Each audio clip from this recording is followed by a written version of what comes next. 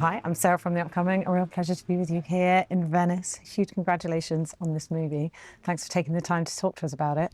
For people who haven't watched it yet, can you give us a brief intro? What can they expect from Cotton Queen? Yeah, so Cotton Queen is the story of a young girl coming of age, Nafisa, and she's in a cotton farming village in Sudan. And it's told through the eyes of women mostly, even though, of course, the men in the community also feature, but it's really a woman's story and different kinds of women. So it's the relationship between a daughter, a granddaughter, a mother, and a grandmother, and how they navigate changes in their community and their society with the introduction of genetically modified seeds. And you've spoken about how your first encounter with the cotton fields felt quite magical as a child. So how did that memory kind of give birth to the premise and the concept of the film? Yeah, so I left Sudan when I was a teenager. My family moved from Sudan to Qatar. So for me, Sudan has always been a memory. And sometimes, as you know, memories are unreliable. So you fill in the gaps sometimes with a little bit of fantasy. And that's my favorite genre, which is magical realism. So Sudan has always been a magical place for me, but especially the cotton fields. They are spectacular. I don't know if you've ever seen them, but they are really spectacular. I love the title. It's kind of, linking towards, something it's very much rooted in colonialism, but then also this concept of beauty pageants. So how did you want to sort of play on, those different concepts and perhaps reclaim some of these ideas around cotton fields? Yeah, so Cotton Queen was a beauty pageant for girls working in the cotton industry or the fabric industry in mostly Yorkshire and Lancashire and Manchester, all the northern towns of England, where they had the cotton mills. So they ran an annual Cotton Queen competition to choose the prettiest girl who works in the cotton fields. And she would be representing the fabric, basically. And they transported that beauty competition into Sudan. So what we see is a little bit of a twist where the Cotton Queen title is taken from a beauty pageant and turned into an actual queen with power. So I reclaim that a little bit in the film. Having this coming of age tale, focusing on this moment of adolescence, as becoming a woman against the backdrop of looking at these much broader, sweeping forces like neoliberalism and, the impact of the patriarchy. So how did you want to kind of set against something quite personal to something much more political and much broader? Yeah, so as with any industry, it's a highly international and very patriarchal sector. So what I like to do is take an industry such as cotton and see how it affects an individual, and in this case, an individual girl. So what she does is navigate in her own way these broader forces. There are forces that affect their lives, not just her life, but the community life. So these genetically modified seeds are going to come in and change their relationship to the cotton itself, because it's going to be mechanized and modernized. The machines are going to come in. So it will change the relationship between the individual and the actual cotton itself. And, not just that relationship, but also the communal relationship. It's really interesting to have, 3 generations of Sudanese women, matriarch mothers, daughters. What did you want to sort of explore by having those different layers, and what power and agency and constraint would have looked like for each of these women? Exactly. So what I try to do is mirror the grandmother's life against Nafisa's life in the contemporary period.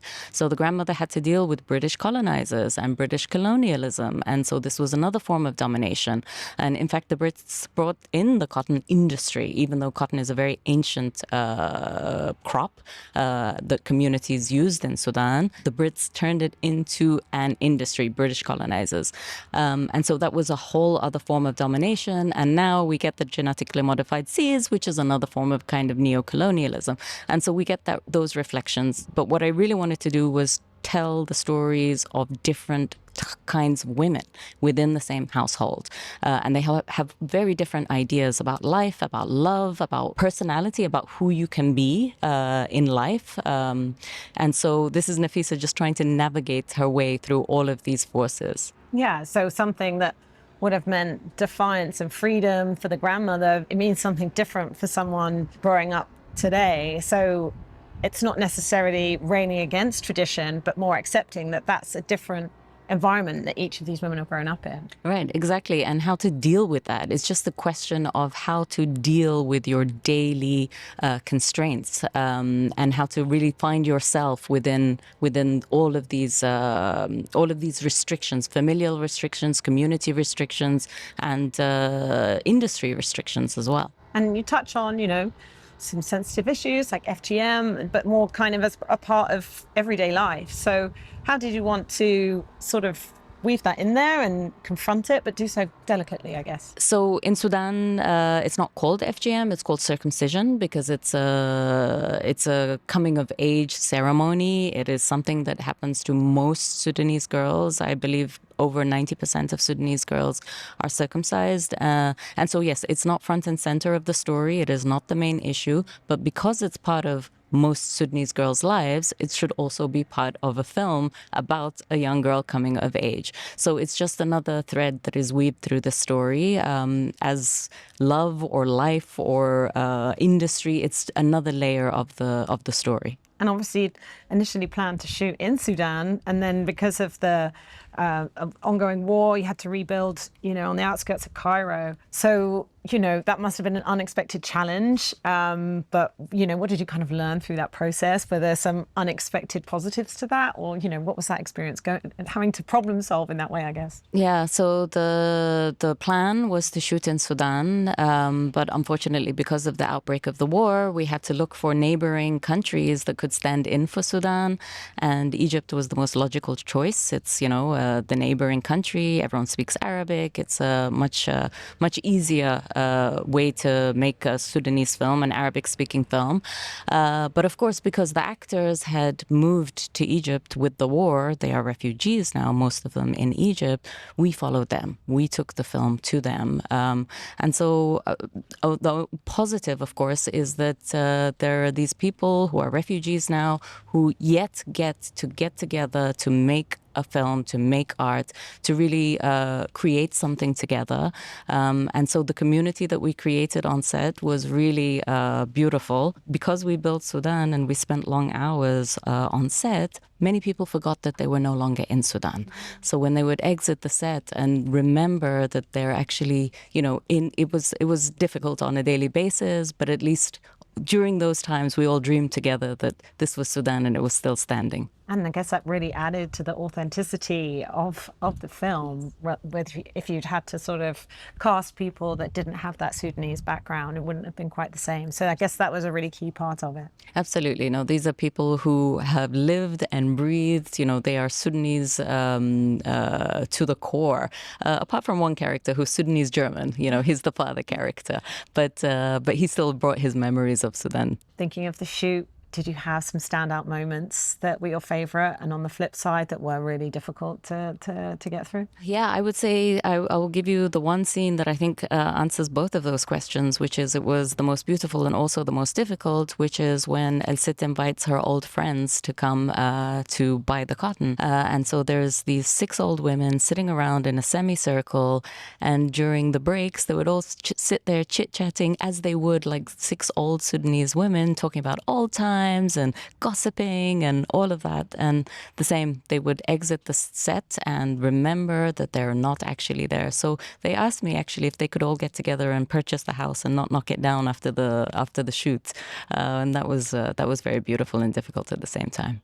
And thinking of kind of the tone and the visuals, you were mentioning about, liking magic realism. So how did that play into, the look and feel of the film? And particularly, how do you see the role of music and poetry, particularly in, expressing rebellion and freedom? Yeah, so Sudanese girl songs are a genre. It's a genre of songs called girl songs, and it's specifically made by and for women, and it's usually sung at weddings or when they're working, and they're very naughty. So they have lyrics that are so things that they would never be able to say in real life or in other circumstances, but during girls' songs, they would compete with each other who could say the naughtiest lyric. And so they have a lot of fun with it. There's a lot of rebellion in it. And then just in terms of the magical realism, it's my favorite genre because it gives you so much room to play. Because Sudan has been through so much conflict over the years, there's a lot of documentaries about Sudan, but there's very few fiction and there's very few magical realism. So I think it's really a nice way to reimagine or to bring in an element of beauty and hope. And yeah, how do you see the context of the 2019 revolution as almost opening that space to have more creative expression, you know, loosening up of women's rights before the war broke out? You know, how crucial was that period? 2019 was a really magical year. 2019, 2020. It was 2 years of peace and freedom and hope. So there was a transitional government where it was military but also civilian rule at the time. And so that space galvanized people into creating more. There was a huge explosion of poetry and painting and filmmaking, and there was possibility. Like, people felt that this was possible. When people watch your film, what do you hope that they're going to take away? I mean, as we said, you know, the fact that it traverses the personal and the political, you know, maybe some people are connecting in it on that idea of coming of age, and then you can be reflecting on these broader forces as well. So what conversations do you hope that it might spark, or how do you want people to feel when they come out the cinema? Well, first of all, I hope that audiences see Sudan on screen, which is very rare fiction in fiction filmmaking. So I hope that they get to see another side of Sudan and be familiar with Sudanese women and their customs and their cultures and their desires, which I've never seen before on screen. So I would love to see that. I would love to see more of that.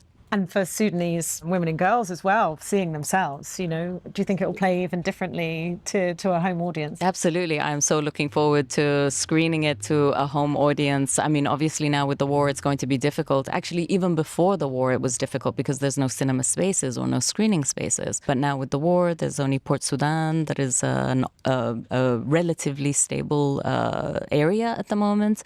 And there are small workshops, there's community filmmaking, so things are happening. And is it right that you're the first female Sudanese filmmaker to make a fiction feature? I would say to write and direct. I would say to write and direct a fiction feature film. I know that there's a lot made for TV, but this is cinema made for screen. How does that feel? I mean, I guess on the one hand, that must feel special that you're sort of the first to, you know, be a trailblazer in that way, but also it seems, you know, devastating that we're in 2025 and that's only just happening now. You know, there hasn't been a lot of opportunity over the years, and there hasn't been a lot of space, so it's absolutely understandable.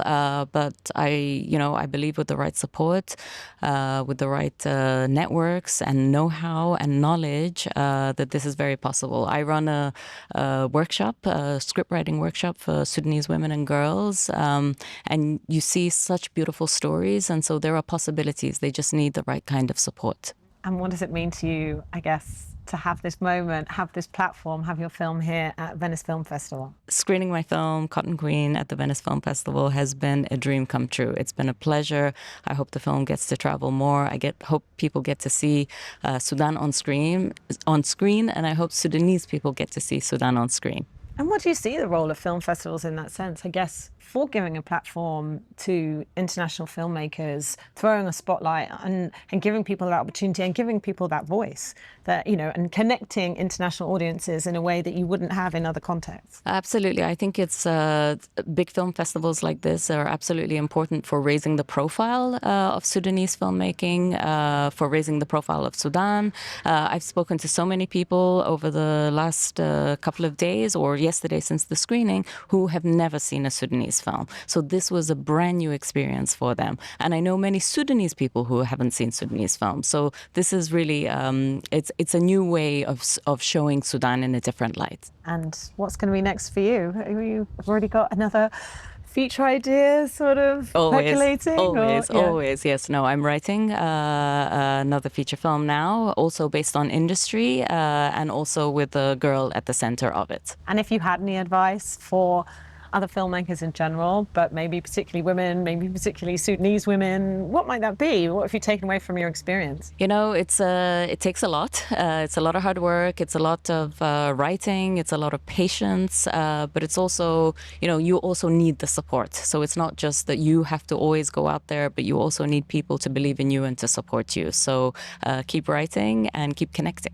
And why do you think it is important to have a diversity of storytellers being represented? Because I guess we talk about in the past, you know, it all being male dominated, but then when we even think of global audiences as well, if you're not giving women voices from these communities, then you're never really going to truly understand their experience. Absolutely, yeah. It's like the stories that we've been told have always been, you know, one directional, and they come with a certain perspective. So this gives you so much more. It's so rich to see alternative visions and alternative lives in Sudan, where, you know, we're usually given the male perspective, even though Goodbye Julia by Mohammed Kordofani was made by a male director, but it features two central women characters. So yes, so it's coming up, and I know lots of people who are writing now. So there's a real hunger for filmmaking. Amazing. Well, thank you so much for sharing all that with me. Huge congrats on the movie. Thank you. I really enjoyed presenting it here in Venice. Thanks so much. Thank you.